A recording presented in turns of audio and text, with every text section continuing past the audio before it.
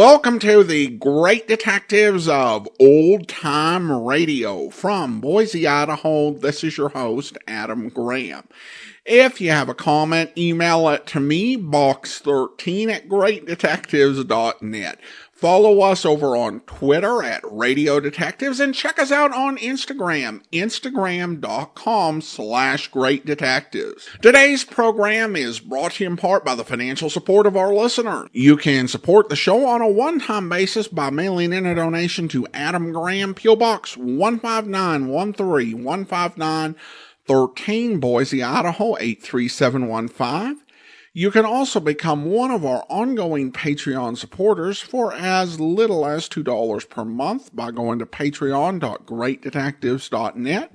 And I want to thank Lisa for becoming one of our Patreon supporters at the rookie level of $2 or more per month. And also Artemio coming on board at the Detective Sergeant level of $7.14 or more per month. Again, thank you so much for your support. Well, now it's time for this week's episode of The Man Called X. The original air date is May the 4th, 1951, and the title is Monte Carlo.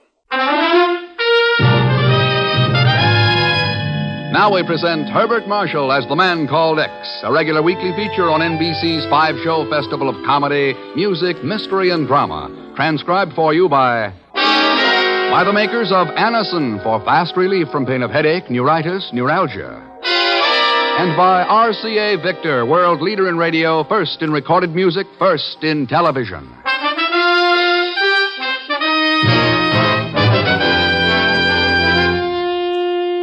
Herbert Marshall as The Man Called X. Wherever there is mystery, intrigue, romance, in all the strange and dangerous places of the world, there you will find The Man Called X.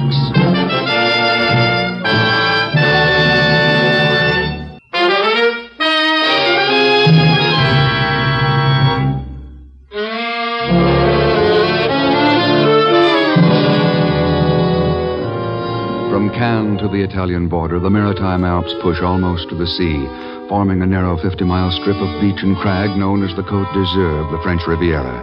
Here are assembled the dissolute and the disenchanted, the rich, the noble, the greedy, by day lounging at the edge of the blue Mediterranean, at night cramming the casinos, pushing forward their chips with trembling fingers. Only at dawn is the wild clamor of desperate gaiety silent. At dawn, the game is over. But in the garden of a villa just inside the borders of the tiny principality of Monaco, another game is in progress. And the stakes? Death. Two men stand back to back, small antique pistols in their hands. Gentlemen, you know the rules. When I begin to count, take 5 paces, turn and face one another. Then you may fire at will. An aging British novelist counts off the paces. 3, 4, 5... A paunchy, mustachioed Egyptian prince turns, takes careful aim, and squeezes his fat finger against the trigger.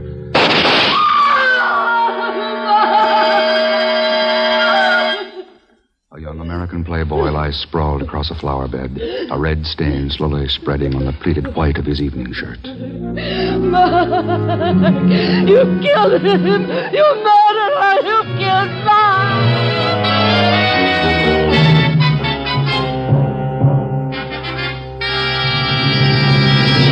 Here's another one, Ken. This time it's the Tribune. Want to look at it? No, thanks, Chief. I've read enough of them already. Playboy, scion of wealthy senator killed in duel. Shocking disregard for moral standards. Fight over married woman shows depravity of the international set. That's about it. The whole thing just doesn't add up, Chief. Mark Whitney wasn't the kind to get involved in a foolish mess like that. What's more, he had a serious job in his hands. Sure, Ken. Whitney was a good man. One of the best the Bureau ever had. But around those crazy people, anything could happen. But even a crack marksman missing a 300-pound target at 10 paces? Oh. You think the duel was faked? Oh, well. Where's that last letter we got from Whitney? In the top drawer there.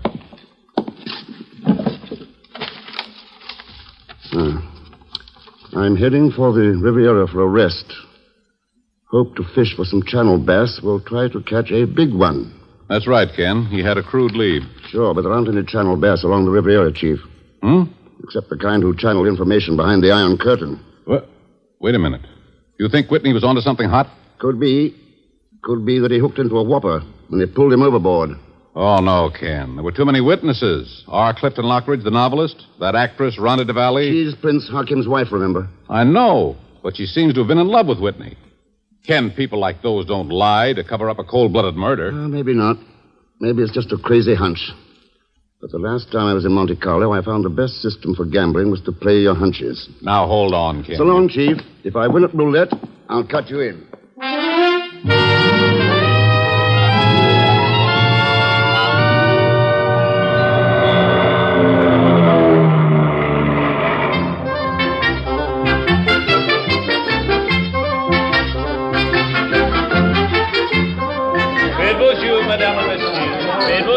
Ah, Monsieur Thurston. Welcome to Monte Carlo. Oh. Hi, Olio. I'd expected to see you up front. Ah, monsieur, I have been promoted since you are last in Monte Carlo. No longer am I the bouncer. Now, I am assistant manager. Number 3. And you, monsieur, what brings you to Monte Carlo? I felt lucky and decided to play a few hunches. Besides, I came to settle the estate of a friend of mine. Perhaps you knew him, Olio.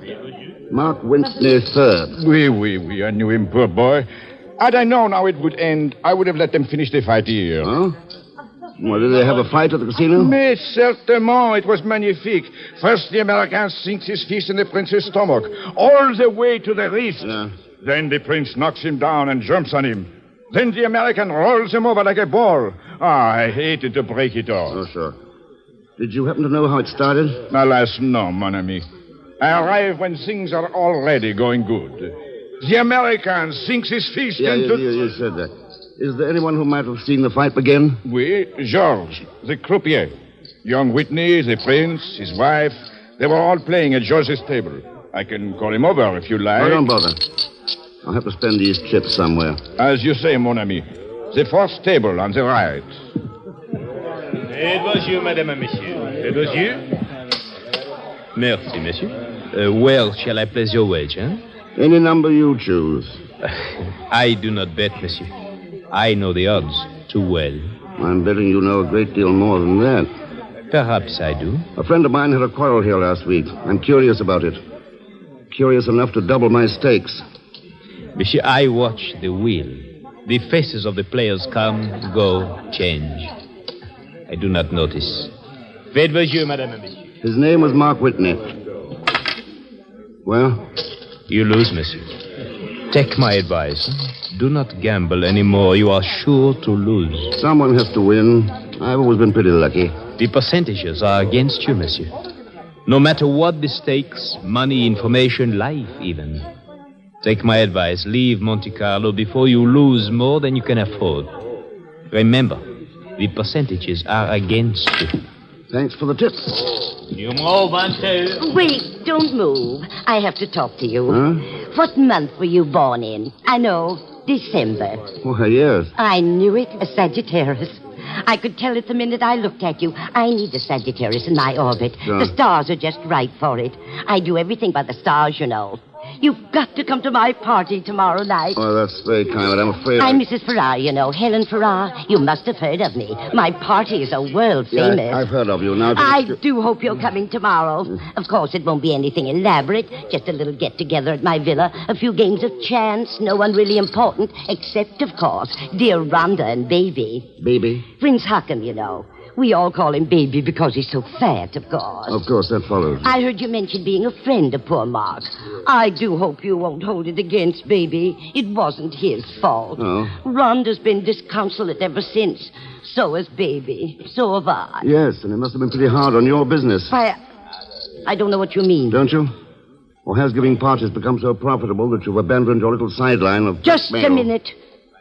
As I recall, Mrs. Farrar, was it? When you left the United States 2 years ago, it was to avoid prosecution on several counts of blackmail. I've never been so insulted in my life. Good night.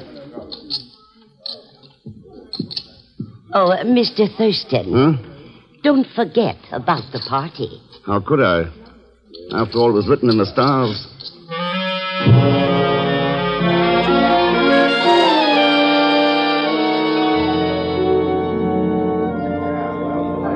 Hello there. Oh, You must be that Sagittarius Helen's been babbling about. Name's Thurston, isn't it? That's right. Yes, R. Clifton Lockridge. You might as well call me Bitters like the rest of them. You see, I'm supposed to have a dry wit. I haven't, but fortunately, in this rarefied strata of society, a small amount of nastiness passes as a great deal of humor. I've always found your books amusing. Thank you, so have I. Come along, Thurston. You may as well meet the rest of the menagerie. An 8er for the cater. Who says he'll make it? 8's the point. Uh-oh. Imagine having a craps table at a private party. Like to try your luck, Thurston? Not at that table, thanks. Excuse me a minute, will you? How about a little action, friend? What'll you... Oh, hello, Mr. Thurston. Hello, Pagon. Here.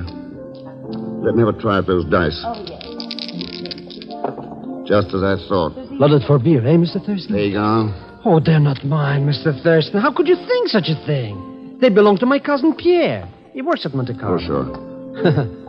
Besides, who wants to get rich? I just came to the Riviera because you were here. All right, Pagon. Who told you this time? The chief secretary again? Who else? Mr. Thurston, stop staring. It isn't polite. Especially when I don't know what you're looking at. Over there at the back of our table. Oh, the pretty Petunia? Woo-hoo! That's Rhonda Di Valle, the Italian actress. Oh, she's the one Mark Whitney... Well, come on, Mr. Thurston. What are we standing here for? Easy, Pagon. That's her husband. The fat character in the uniform? Oh, don't be silly. What could she see in him? Prince Hakim Raid is one of the richest men in the world. Well, I don't see what... Oh, a marriage of connivance, eh? Something like that. Come away from the table, Rhonda. You've lost enough. I lose what I like. A million francs, 2 million. You can afford it. If it doesn't please you, go home. I'm staying. Oh, how can she talk that way to all that money? Rhonda, we will leave together. Take your hands off me! I'm going out for some fresh air. Hey, Mr. X, where are you going? Out on the terrace. See you later, Pagon. But, Mr. Thurston... Here. You better try my handkerchief. Oh, God. I'm sorry. But it's all been so frightful. Like a nightmare of hatred and jealousy. And murder. Was Mark murdered? What else can you call it? Rhonda, who told Hakim about your interest in Mark? Must have been Helen. Helen Farrar. She knows too much and tells everything. Unless you pay for her silence. And then you have to pay more and more. All the money I... Oh. Huh? Won't you introduce me to your friend, Rhonda? Of course, darling. This is the Mr. Thurston Helen told us so much about. My husband, Prince Hakim. Prince Hakim? You will forgive us, Mr. Thurston. My wife is overwrought. It's time she went home. Isn't that right, Rhonda? Yes. I'm tired. Very tired. Good night, Mr. Thurston. We'll meet again. Soon. I'm sure of it. Good night. Quite an actress, isn't she? Oh, hello, Lockridge. Didn't see you there in the shadows. Well, I suppose I should have spoken up when you and Rhonda came out, but I enjoy eavesdropping. It's a novelist's prerogative, you know.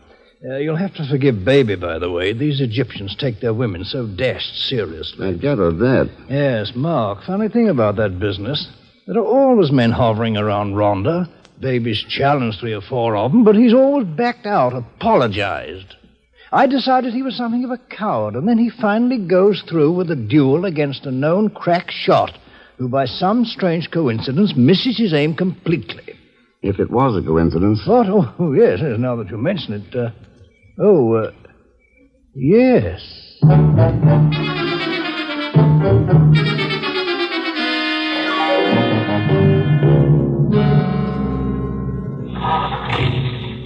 Hey, Mr. Thurston, wait for me. I do want to walk home. Okay, Pagon, hop in. What a party, Mr. X. I haven't had so much champagne since my sister Olga got... Hey, Mr. Thurston, looks like you got a ticket. Oh, see, stuck under the windshield wiper. Here, I'll get it. If you need it fixed, my cousin has some good connections. Hey, this is some kind of a note. Let me see it. If you are truly a friend of Mark Whitney's, come to Eden Rock by 1:30 this morning. Block printing, no signature. Eden Rock. Garden of Eden. Let's go. Hang on to your head. We haven't got much time. Take it easy, Mr. X. If I gotta go to the Garden of Eden, I don't want to get there in one place.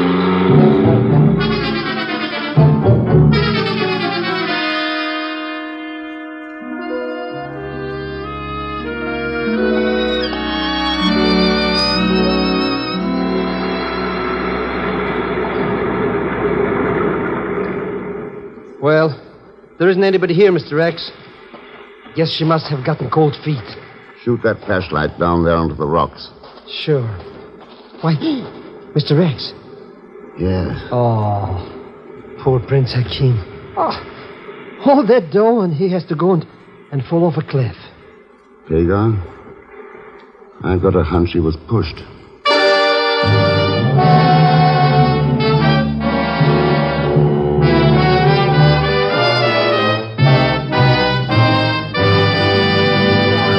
We will continue with The Man Called X in just a moment. If you would like to know a quick, easy way to ease the pain of a headache, neuritis, or neuralgia, then by all means try Anacin. Your own dentist or physician may, at one time or another, have handed you an envelope containing Anacin tablets. Then you already know how incredibly fast and effectively Anacin brings relief. Anacin is like a doctor's prescription. That is, Anacin contains not just one, but a combination of medically proven active ingredients. For your own sake, try Anacin. Anacin is sold to you on this guarantee. If the first few tablets do not give you all the relief you want, as fast as you want it, you may return the unused portion and your money will be refunded.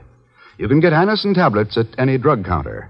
Anacin comes in handy boxes of 12 and 30 tablets and economical family-size bottles of 50 and 100. Now, Act Two of The Man Called X, starring Herbert Marshall with Leon Belasco as Pagan Zellschmidt.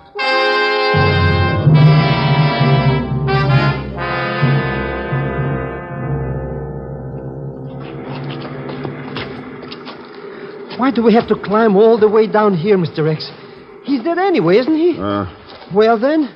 I'd just like to see if... Sure. Yes, he's already been searched. Nothing on him. Well, what are we waiting for? It's cold, and I'm getting wet. Wait a minute. Look at his head, Pig. Bold as a billiard cue. Yeah. But, Mr. X, in a casino he had black hair. Maybe he got so scared it just all fell out. Or maybe he wore a toupee. Give me that flashlight. Let's see. Yeah, there it is. Up on this rock. How do you like that, Mr. X? Oh, it just shows you can trust nothing you see. Why, I bet you that... What are you doing? Where'd you get a piece of paper? Fastened inside the toupee. Red 38, red 21. If you lose, cut stakes in half. Red 7, black 4. It's a system for playing roulette, Mr. X. Hey, baby, that's how the Prince Hakim got so rich. Not with this system. Come on, Pagan. Let's get back to the casino and lose some money. Sure. Huh? Lose? But, Mr. X... Come on.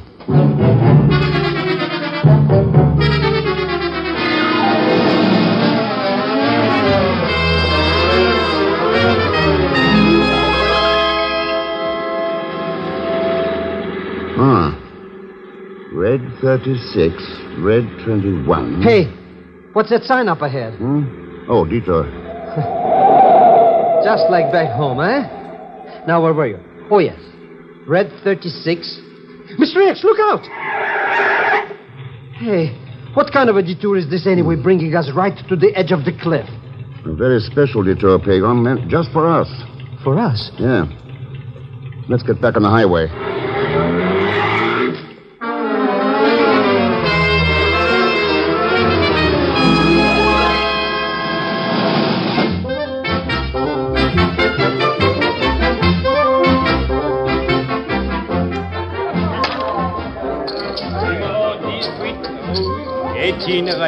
Room for another player at this table? Hello, Thurston. Planning to lose a little money and supplement the Marshall plan?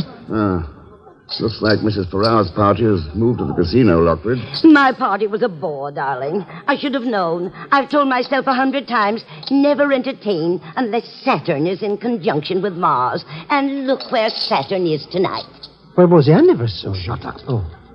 There seems to be somebody missing, though. Perhaps you mean my husband, Mr. Thurston. Yes, Rhonda. I thought you went home with him. Baby was in one of his moods. We quarreled again. He let me off here. It was you. It was you. Monsieur Thurston? I'll play red 36. Bien. Numéro 2, noir, 2, black. You lose, monsieur. Let's try 21, red. 21, red. Right. Bien. 8 noir, 8 black. Mr. Thurston, that's money you're losing. Maybe 4 is my lucky number. Let's find out.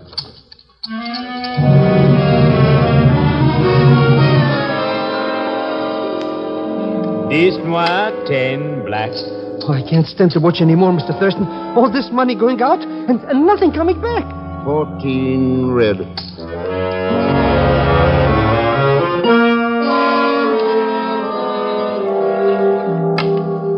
Cans noir, 15 black. You lose again, monsieur.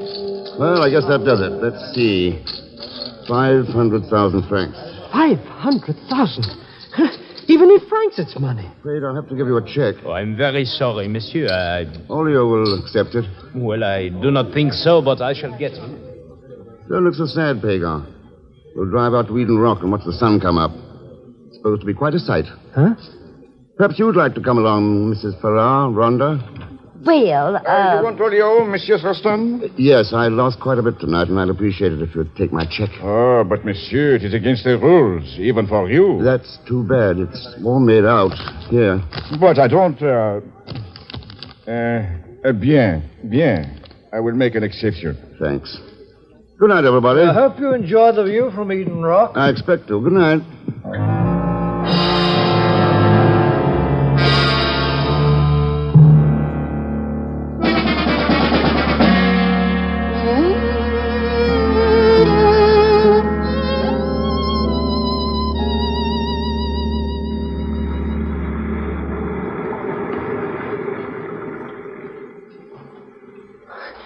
What are we doing out here, Mr. X?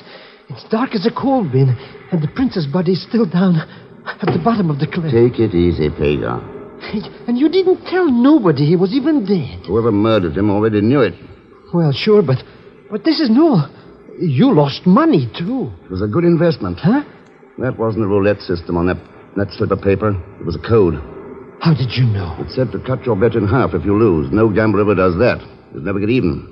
But if you were sure you were going to lose... At least one of the other players knows that same code. The one who murdered Hakim.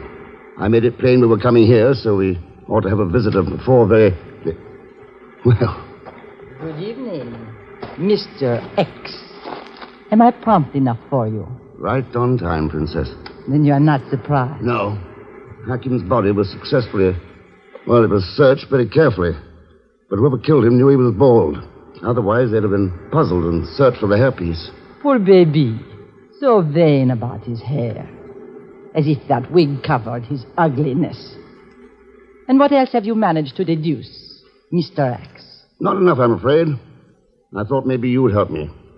The code was used for passing information to a Russian agent, wasn't it? Yes, to the croupier. One thing I don't understand, why you and the prince would be mixed up in a thing like this. Money, Rhonda? For me, yes. For him, power. His grandfather was one of the strongest men in Egypt. Baby hoped to recoup his strength. The communists made him promises. And you? I told you. Hakim believed in giving a woman nothing. I had to beg for every penny. But the communists pay well. Much better than you rich Americans. Unfortunately, Baby was disturbed. I am afraid he did have a conscience. He wanted to talk to you. Mrs. Farrar had told us who you were. I could not permit him to see you. So you killed him? What was Baby disturbed about? Mark Whitney's death, of course. He had finally managed to figure out it was murder. Baby was such a coward. It took me days to get him to challenge Mark. Go on. With a little pressure from Croupier, Mark accepted the challenge. Perhaps if he had known his revolver was loaded with a blank, Whitney was killed because he found out about this code of yours. You are right again. So, Oh, put that gun away. Killing us wouldn't look like an accident. I have no intention of firing, unless you force me. Now, if you will just back up to the edge of the cliff. Mr. X, I don't think she's kidding. Sorry, Rhonda, I'm not moving. Then I must kill you. I have no choice. You can turn yourself over to the police. They're almost here, you know. What? The check I gave Olio tonight was a message to bring them. He's quite good about following instructions. Learned it in the Foreign Legion. I do not believe you. Car's turning in. No, it is not possible. I will get away. Back to Italy. The party will help me there. It is only a few kilometers to the border. I will be... Rhonda! No!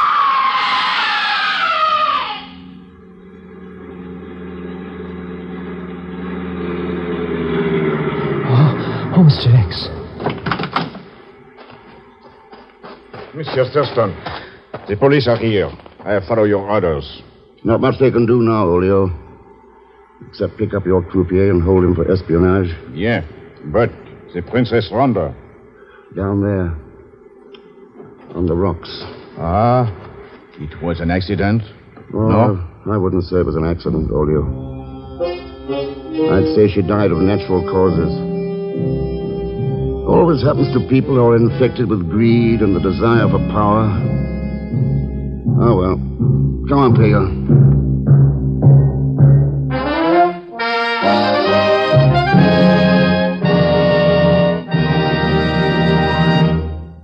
Our star, Mr. Herbert Marshall, will return in just a moment. Here's a word from RCA Victor. It's good company anywhere. Yes, anywhere, anytime, there's fun at your fingertips with an RCA Victor portable radio. At home or away from home, on your bedside table or at the beach. It's great to own the pick of the portables, an RCA Victor. You'll enjoy that extra range. You'll rave about the tone thanks to RCA Victor's exclusive Golden Throat tone system. Yet your RCA Victor portable boasts a compactness and lightness you never dreamed possible. Most important of all, you get the strongest reception ever achieved on battery operation. Because RCA's radio batteries are tube-rated and radio-engineered for long, strong listening life. Yes, on every count, an RCA Victor portable radio is good company anywhere. Take your pick of the beautifully styled models at your RCA Victor dealers everywhere.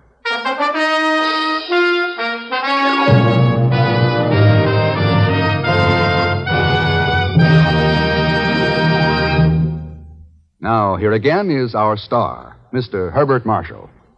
Thanks for being with us. Those you heard in tonight's cast were Jane Morgan, Gene Tatum, Will Wright, Tony Barrett, Gerald Moore, Eric Snowden, and Ted Von Eltz. Next week, Ken gets involved in an operation that literally knocks him off his feet.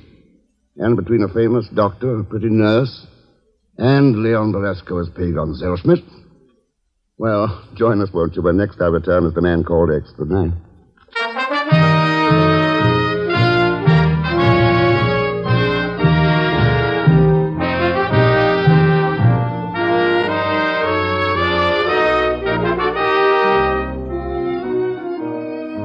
The Man Called X is a regular weekly feature on NBC's 5-show festival of comedy, music, mystery, and drama.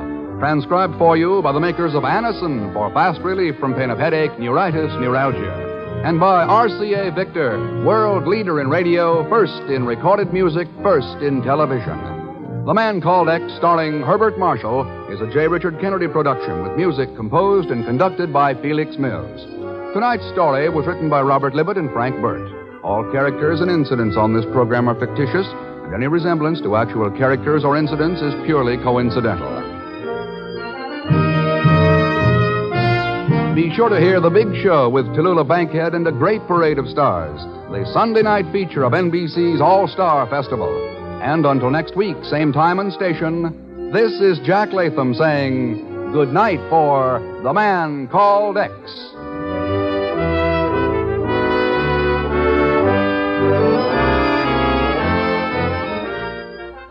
William Bendick stars in The Life of Riley. Enjoy it on NBC.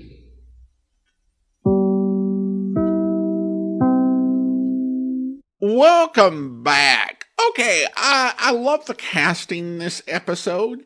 We get Jane Morgan playing a very different sort of role. If you're into old-time radio, Jane Morgan's most famous role is as Mrs. Davis, Miss Brooks, a landlady on Our Miss Brooks. And she really, most of the time, plays these very grandmotherly characters, maybe a little bit eccentric, but that's typical Jane Morgan role. Here she gets to play an amoral international blackmailer who runs a private gambling den. Also, I did appreciate the way this assignment was given out, where essentially Ken just decided to tell the chief, hey, this is how it's going to be. I'm heading to Monte Carlo and hope it works out for you. Well, now we do turn to listener comments and feedback and have this from Derek, who writes, you have pointed it out before, but the man called X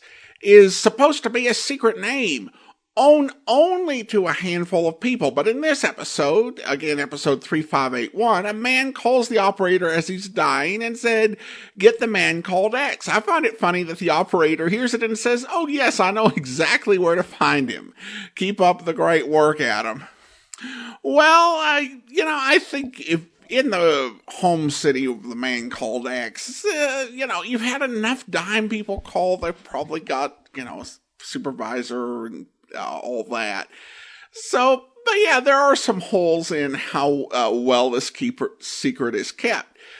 He still doesn't do a better job at keeping it a secret than Clark Kent in the Adventures of Superman radio series. But maybe not a whole lot better. Thanks for the email, Derek. And now it's time to thank our Patreon supporter of the day. Thank you to Daniel, Patreon supporter since March of 2020.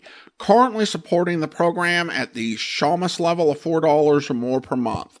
Again, thank you so much for your support. And that will do it for today. If you are enjoying this podcast, please rate and review it wherever you download your podcast from. We'll be back next Wednesday with another episode of The Man Called X. But coming up tomorrow, we're heading out to New York for another episode of Philo Vance, where... Sergeant Heath, I tell you, this is ridiculous. Two men murdered in the same way and apparently by the same person, and you say you haven't even a single clue. What kind of a homicide department is this? It's a good one, Commissioner. Just give me a little time. These murders were only committed in the past 12 hours. But the victims were newspapermen, Heath. Do you understand? Newspapermen. The papers they worked on will needle us for days if we don't get results. I want fast work on this, do you hear me? Fast work and no alibis. We're working on it, Commissioner. And the dead men weren't really newspapermen. They were critics. Dramatic critics. Same thing. Somebody's making a joke out of this department. Killing two dramatic critics and leaving poetry pinned to their chests with a knife. Let's see those poems. Let's see them.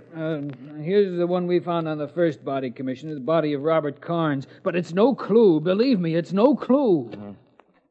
He was the leading critic, he always would insist. And that's the reason that I placed him first on my list. It's going to be an epidemic, that's what it's going to be. Give me the second poem, the one you found on Roger Dakin's body. Yes, sir. Here you are. As a first-rate critic, you did rate high, and the first-rate critic is the second to die. Oh, take it, Heath. Yes, take sir. both of these poems and get me the man who wrote them, and get him fast before he murders every critic in the city. I hope you'll be with us then. In the meantime, do send your comments to box13 at greatdetectives.net. Check us out on Instagram, instagram.com/greatdetectives, and follow us on Twitter at Radio Detectives. From Boise, Idaho, this is your host, Adam Graham, signing off.